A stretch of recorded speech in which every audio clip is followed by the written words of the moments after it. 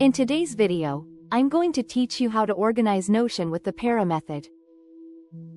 PARA stands for Projects, Areas, Resources, and Archives, and it's a simple structure that helps you keep everything tidy and easy to find. We'll build it right inside Notion, connect the pieces with properties and relations, and set up a lightweight workflow so nothing slips through the cracks. Start by creating 4 databases. Projects is for anything with a clear goal and deadline. Think finish website redesign or plan holiday trip.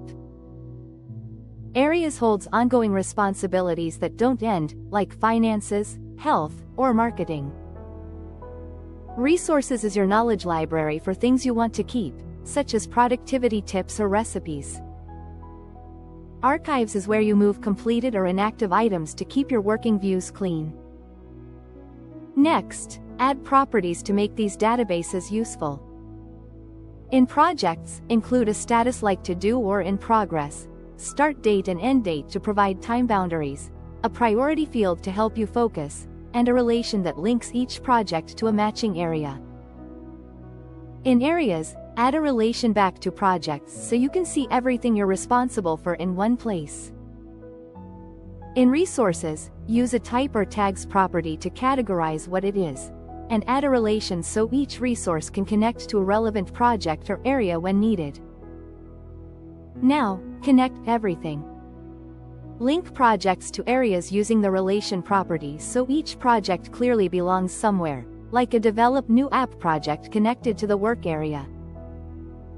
Make resources actionable by linking them to projects, for example connecting a How to Use Notion article to a Notion Workspace Setup project.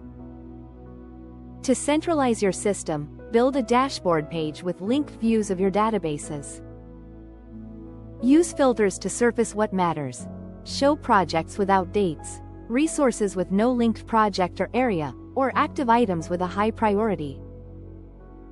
This lets you scan for gaps and act fast. Finally, establish simple workflows. For capture, drop new ideas, notes, tasks, or links into a quick inbox without worrying about perfect organization.